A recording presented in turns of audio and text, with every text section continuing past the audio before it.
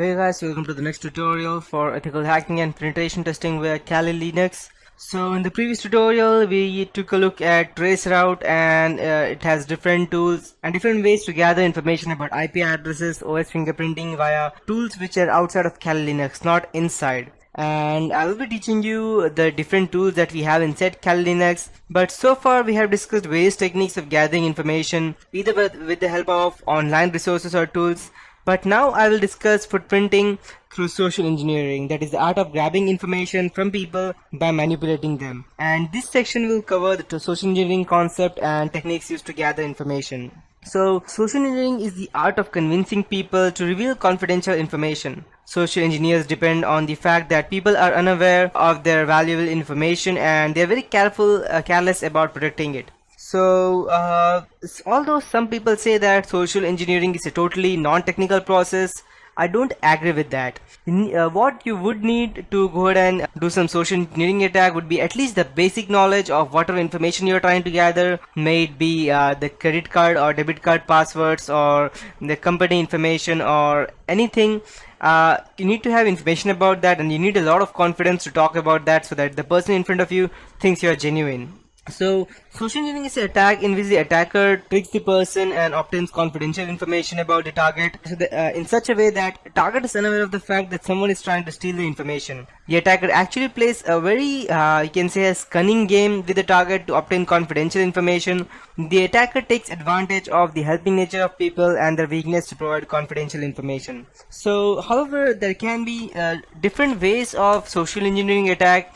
In the previous days, there was a great hacker. His name was Kevin Mitnick. I'll just go ahead and show you out his profile.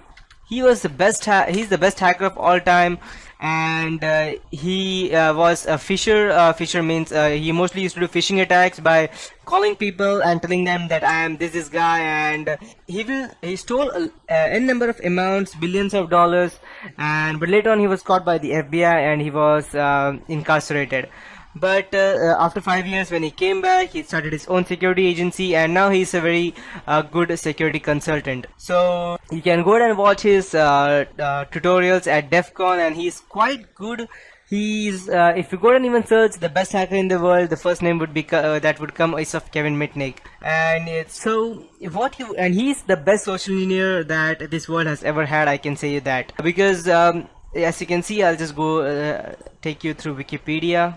So as you can see that in 1999 he was convicted of various computer crimes, and he was the most wanted hacker in the United States. So Zimperium, if you don't know what Zimperium is, the latest hacking tool for an Android operating system, and I myself did not knew that Kevin Mitnick made that. Previously it was named as Desploit and now it's known as Zimperium. It is a phisher attack. It is an application to go ahead and do phishing attack. I can continue. I want to continue.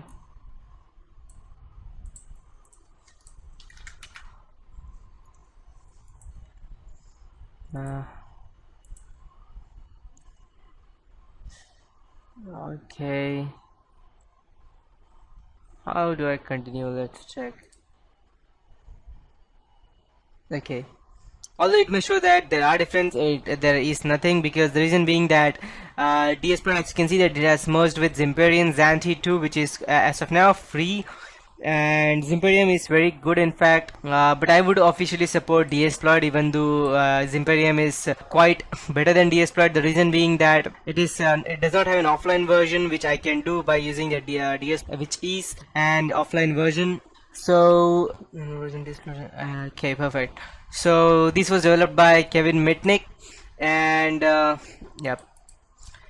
So he was the best hacker of all time. He used to just let's say for example, he used to just call and tell them, hey, I'm calling you from this company, and due to this reason your card was blocked or your card was hacked, so can you just help me? And he will not even ask you the total let's say your card number. He will just go ahead and ask you the last 4 digits or just your CVV number, and he will gather the first few digits from somewhere else, or he will call sometime later on or some weeks later on or even some months later on, and he will ask you only the first 12 digits, and he used to gather information separately. That was the best part, that no one was even bothered to think that okay, he's just asking for the only one or two parts of a whole card, and they used to simply give them out. And he had into several different parts, and that's how. And also this specific part in Kali Linux, I'll just go ahead and show it out to you. It was developed by Kevin Mitnick and someone else. I believe his name is David. So I'll just go ahead and show you. He developed this social engineering toolkit, and yes, perfect.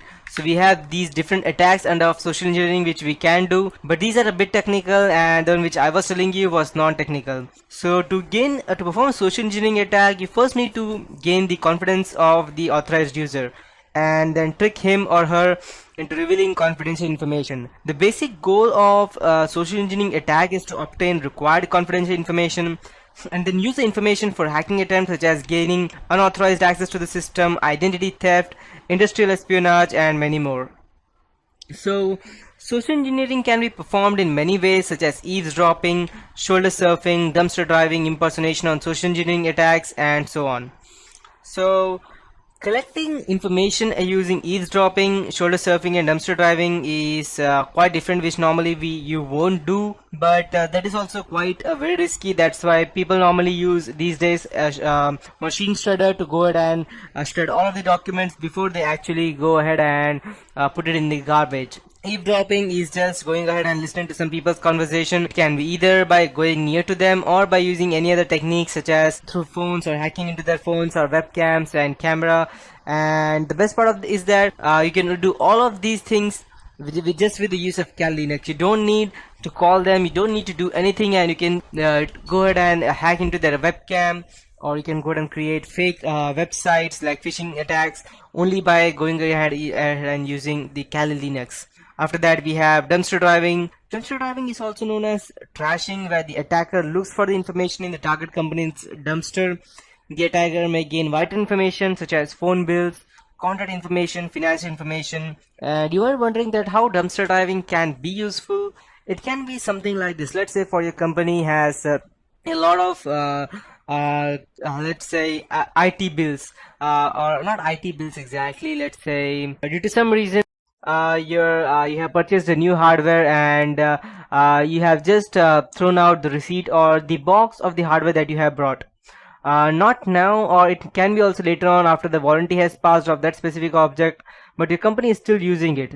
And if the hacker goes into your dumpster saying that, hey, I am this guy from this company, I have to collect your garbage, and if he searches your company and if he finds that okay, this is the package, that means this company has these kinds of hardware, so what he may do the next day, he may just go ahead and wear a getup that looks similar to IT hardware of the same person of that company, the companies whose hardware you have brought. He may just come to your company stating that okay, I'm this guy from this company, and I was given a call stating that your network or your hardware has some issues. So, and you may even let him inside your company. You won't even ask him twice, because people are not that secure in terms of going ahead and searching or asking someone else whether you are real or not. So when you come in a person dressed in with a name of or tag of with the company's name on your shirt, they will just let you inside, and you can just go and talk to the IT guy, let him know that these are the issues that I was called for. Just fake it out anything with the basic knowledge of IT.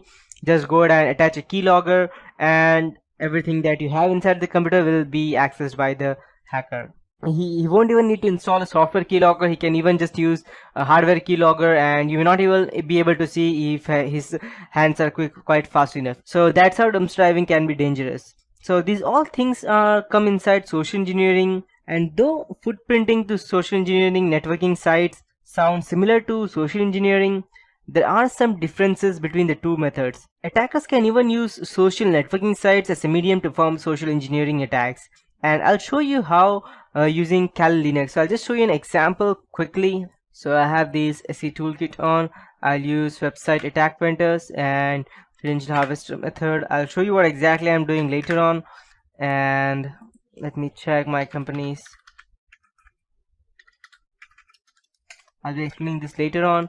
So this is my IP address. I'll just copy and I'll just paste, and it's asking me the URL to pull. Let's say for example I'll be using a Facebook, a random profile that I have.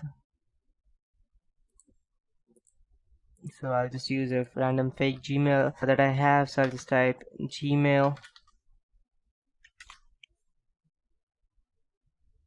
Okay, let it start. Perfect. So I'll just copy all of this and I'll just paste it over here.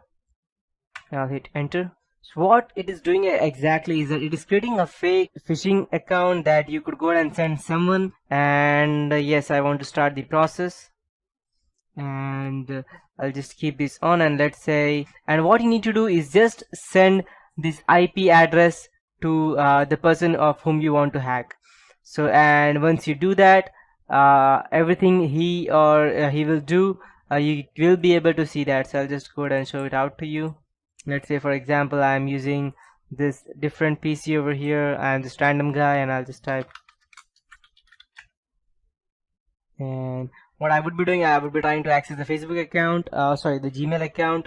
And so what I need to do is that I just need to send a mail to this person on his email ID stating that due to some reason your account will be deactivated or any random stuff. So you need to go ahead and log in on this specific IP address so that you can go ahead and let's say access your account or something like that. You just need to go ahead and social engineer your way through it. And once that guy clicks on that, it will be something like http:// and I'll just check what was the IP address. 192.168.236.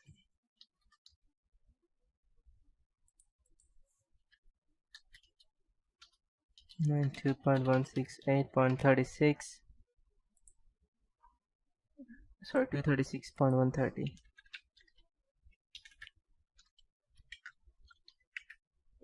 Let's check. Perfect. So when this guy opens this account, he will see exactly something similar, which is similar to Gmail, and you can see that it has everything. And if I go ahead and try to log in, so I have some random account that I'll show you. If let me check if I could go ahead and, so what this random guy will do, he will just try to go ahead and try to access this website. So no, and ask me later, and it won't connect. The reason being that I have not yet the password I inserted was a fake one. But if I inserted the correct password, what will happen is, I'll show you over here.